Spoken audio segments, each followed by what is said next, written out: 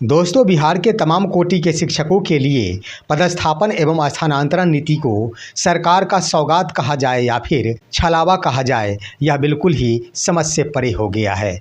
क्योंकि शिक्षा विभाग ने इस नीति को कुछ इस कदर तैयार की है कि एक ओर से इसका अगर विरोध किया जाएगा तो दूसरी ओर से इसका समर्थन किया जाएगा। ठीक यही नीति पालन करते हुए शिक्षा विभाग ने शिक्षकों के पदस्थापन एवं स्थानांतरण नियमावली को जारी कर दिया है। इस नियमावली में कई ऐसे बिंदु हैं जो कि कई स्तर पर सकारात्मक साबित होते हैं, कई शिक्षकों के कोटि को काफ़ी राहत प्रदान करती है। तो वहीं पुरुष शिक्षकों के बारे में कह दिया जाए तो यह बिल्कुल ही मेल टीचर्स के लिए जेल साबित होता है। दोस्तों, आखिर कौन से वो बिंदु है जिसके आधार पर यह पदस्थापन एवं स्थानांतरण नीति सौगात साबित होती है और कौन से वो बिंदु है जिसके आधार पर यह एक छलावा साबित होता है। इससे पहले कि इस पर हम विस्तार पूर्वक चर्चा करें, अगर आपने अभी तक हमारे इस चैनल सुसत्य वचन को सब्सक्राइब नहीं किए हैं तो कृपया अभी सब्सक्राइब कर लेंगे। दोस्तों, आइए बिंदुवार तरीके से हम इस पर चर्चा करते हैं कि आखिर कैसे यह नियमावली बिल्कुल सौगात साबित होता है। सबसे पहले उन शिक्षकों के लिए जो कि अपने परिवार को छोड़कर सैकड़ों किलोमीटर दूर आकर वर्षों से अपनी सेवा दे रहे हैं और नौकरी करने पर मजबूर है, उनकी मांग पहले से ही थी और प्राथमिकता के आधार पर थी कि अगर सरकार चाहे तो हमारे वेतन की कटौती कर ले, लेकिन हमें अपने परिवार के साथ समय बिताने का अवसर जरूर प्रदान करे। उन शिक्षकों के लिए राहत भरी खबर है, सौगात भरी यह नियमावली है, क्योंकि सौगात मिल गया है वैसे शिक्षकों को अब निश्चित रूप से अपने परिवार के साथ मिलकर तो नहीं, लेकिन परिवार के करीब जाकर नौकरी करने का अवसर मिल गया है। वहीं अगर असाध्य रोग से पीड़ित शिक्षकों के बारे में कहा जाए तो उनको भी राहत प्रदान की गई है। दिव्यांग शिक्षकों की बातें की जाए तो उनको भी राहत प्रदान की गई है। महिला शिक्षिकाओं की बातें कही जाए तो इन्हें तो और भी ज़्यादा राहत प्रदान की गई है। दोस्तों, सबसे बड़ी बात सौगात के रूप में इसे इस रूप में देखा जा सकता है कि दिव्यांग का मतलब सिर्फ संबंधित शिक्षक ही नहीं है। परिवार में पति हो या फिर पत्नी हो या फिर बच्चे ही दिव्यांग क्यों न हो, वो दिव्यांग के श्रेणी में आ जाएंगे। असाध्य रोग से पीड़ित के जो मामले हो उसमें सिर्फ संबंधित शिक्षक ही नहीं, पति हो या फिर पत्नी हो या फिर बच्चे हो, कोई भी एक अगर असाध्य रोग से पीड़ित है तो यह असाध्य रोग के श्रेणी में वैसे शिक्षक आ जाएंगे और उनके लिए भी वही प्रावधान किया गया है जो महिला शिक्षिकाओं को प्रदान किया गया है। दोस्तों, बताते चले कि जो भी राहत प्रदान की गई है वह सभी के सभी मुख्य रूप से एक ही तरह की राहत प्रदान की गई है, जिसके क्रम में पदस्थापन और स्थानांतरण की बातें कही जाए तो असाध्य रोग से पीड़ित का मामला हो या फिर दिव्यांग की श्रेणी हो या फिर महिला शिक्षिका की श्रेणी हो, ऐसे राहत वाले तमाम शिक्षकों के लिए पदस्थापन का यह बिंदु विकल्प के रूप में चुने गए ग्राम पंचायत या फिर नगर निकाय या फिर प्रखंड या फिर अनुमंडल या फिर जिला है। इसमें बताते चले कि विकल्पों के आधार पर शिक्षकों द्वारा आवेदन करने के क्रम में 10 विकल्प का चुनाव करना होगा और 10 में से कोई एक विकल्प पर शिक्षा विभाग द्वारा विचार करते हुए उन्हें वहां का विद्यालय आवंटित कर दिया जाएगा। दोस्तों, हम स्पष्ट कर देना चाहेंगे कि किन्हीं शिक्षक बंधुओं की नज़रों में अगर ये बातें चलती होगी कि 10 विद्यालय विकल्प के रूप में मांगे जाएंगे तो ये उनकी भूल होगी। विद्यालयों का चुनाव नहीं करना होगा, बल्कि ग्राम पंचायत हो या नगर निकाय हो या फिर प्रखंड हो, वैसे तो जो भी नियमावली तैयार की गई है उसमें विकल्प के रूप में अनुमंडल का भी स्थान दिया गया है और जिला का भी स्थान दिया गया है। तो दोस्तों, बता दें कि विकल्प के रूप में आपके द्वारा चुनाव तो किया जाएगा, लेकिन चुनाव के क्रम में आपको ना तो अपना मूल ग्राम पंचायत या फिर नगर निकाय का चुनाव करना है और ना ही अगर आप पुरुष हैं तो आपको अपनी पत्नी के मायके वाले ग्राम पंचायत या फिर नगर निकाय का चुनाव करना है। और साथ ही साथ जहां आप कार्यरत है वहां का भी ना तो ग्राम पंचायत और ना ही नगर निकाय का विकल्प के रूप में चुनाव करना है। तो इस आधार पे बिल्कुल स्पष्ट कर दिया गया है कि 3 विकल्प निश्चित रूप से शिक्षकों द्वारा विकल्प के रूप में चुनाव नहीं किया जाएगा। 3 विकल्प के अलावे 10 विकल्पों का चुनाव किया जाएगा। तो इस आधार पर कहा जा सकता है कि महिला शिक्षिकाओं के लिए यह बिल्कुल ही सौगात है और महिला शिक्षिकाओं को निश्चित रूप से राहत प्रदान करने की सुविधा प्रदान की गई है। तो इस आधार पर कहा जा सकता है कि दिव्यांग हो या फिर असाध्य रोग से पीड़ित शिक्षक हो या फिर महिला शिक्षिका हो, इन सभी कोटियों के शिक्षकों को सौगात के रूप में स्थानांतरण एवं पदस्थापन नीति बिहार सरकार और शिक्षा विभाग की ओर से प्रदान की गई है। ये तो हो गई दोस्तों राहत वाली बात यानी सौगात वाली बात, जिसमें लगभग 60 से 65% शिक्षक लाभान्वित हो रहे हैं। बच जाते हैं लगभग 40% शिक्षक, जिन्हें कि बिल्कुल ही जेल जैसी सजा देने का प्रावधान किया गया है शिक्षकों के स्थानांतरण एवं पदस्थापन नीति में। और वो 40% संख्या है तमाम पुरुषों के लिए। 40% शिक्षक हैं जो पुरुष संवर्ग में आते हैं और इनके लिए सिर्फ व सिर्फ एक प्रावधान किया गया है कि पुरुष शिक्षकों को अपना मूल अनुमंडल छोड़कर ही बगल के अनुमंडल में पदस्थापित किया जाएगा। दोस्तों हम बताते चले कि यहाँ पर विभाग की यह नियमावली अपने ही जाल में फंसती नजर आ रही है। आप सभी को मालूम होगा कि जिला आवंटन पहले ही हो चुका है सक्षमता परीक्षा रिजल्ट के आधार पर, और वहाँ शिक्षकों की काउंसलिंग भी संपन्न कराई जा चुकी है। अब बिहार में कई ऐसे जिले हैं जहाँ की सिर्फ व सिर्फ एक ही अनुमंडल है और शिक्षकों द्वारा उसी जिले का ही चुनाव किया गया है। अब यहाँ पर सवाल उठता है कि एक तरफ जहाँ जिला का चुनाव कर लिया गया है और वहाँ सिर्फ एक ही अनुमंडल है, तो ऐसे जिलों में आखिर शिक्षकों को कौन सा अनुमंडल आवंटित किया जाएगा और उस अनुमंडल के अंतर्गत संबंधित विद्यालय में शिक्षकों को पदस्थापित किया जाएगा।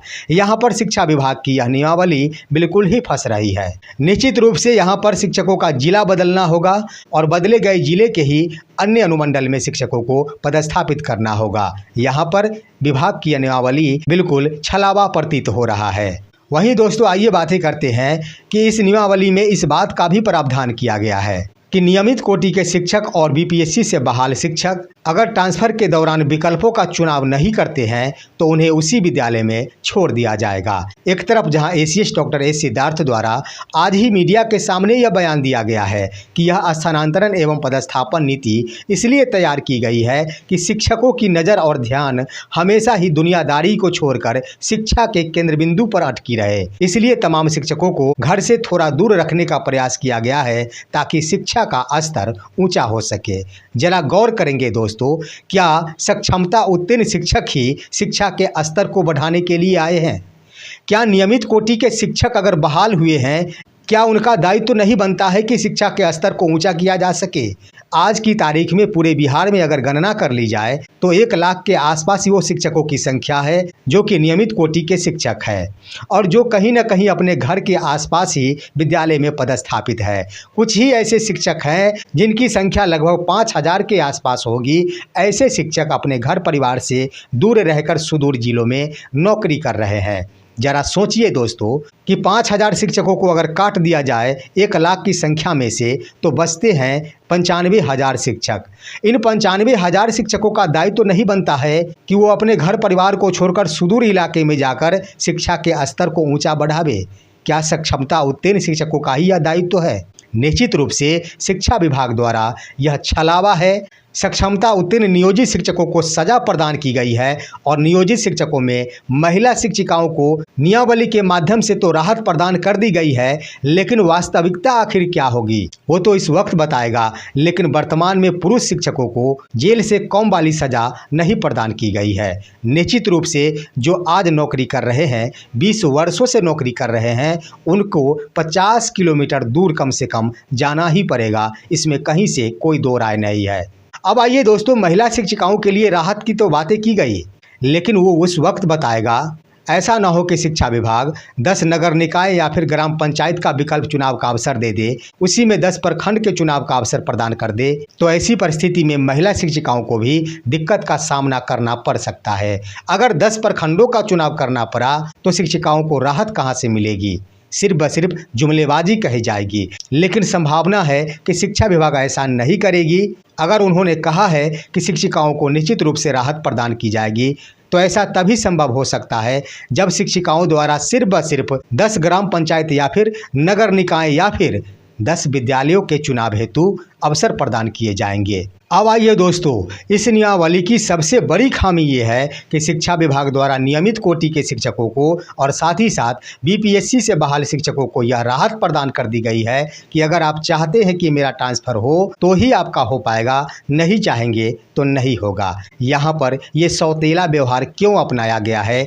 आखिर सक्षमता उत्तीर्ण नियोजित शिक्षकों के लिए यह प्रावधान क्यों नहीं किया गया है? ये सवाल खड़ा हो गया है और शिक्षकों ने इसके लिए आवाज़ें भी उठानी शुरू कर दी है। हर हाल में इस स्थानांतरण एवं पदस्थापन नियमावली में बदलाव करना होगा, या तो एक साथ सभी कोटियों के शिक्षकों के लिए यह प्रावधान करना होगा कि अगर आप चाहते हैं तो ही आपका पदस्थापन या फिर स्थानांतरण हो सकेगा, अगर आप नहीं चाहेंगे तो आप अपने मूल विद्यालय में ही बने रहेंगे। ऐसा अगर विभाग करती है तो निश्चित रूप से शिक्षकों द्वारा इसे स्वीकार किया जाएगा या स्वागत योग्य होगा। लेकिन शिक्षा विभाग अगर ऐसा नहीं करती है तो वह नियमित कोटि के शिक्षकों और साथ साथ बीपीएससी से बहाल शिक्षकों के लिए भी इस प्रावधान को विलोपित करना होगा और निश्चित रूप से शिक्षकों द्वारा बुलंदी के साथ इस पर आवाज़ें उठानी शुरू कर दी जाएगी। दोस्तों, इस पर आपका सवाल हो सकता है कि नियोजित शिक्षकों का यह पदस्थापन है, ना कि ट्रांसफ़र है। ट्रांसफ़र के लिए यह नियम लगाया गया है कि आप चाहे तो आपका ट्रांसफ़र होगा, नहीं तो नहीं। यहाँ पर दोस्तों हम कहना चाहेंगे कि भले ही यह पदस्थापन है, अगर वही नीति लागू कर दी जाती है नियोजित शिक्षकों के लिए भी कि अगर आप चाहेंगे तो ही होगा, नहीं चाहेंगे तो नहीं होगा, तो क्या हर्ज है कि शिक्षक उसी विद्यालय में अपने नई नियुक्ति के साथ बहाल हो जाएंगे?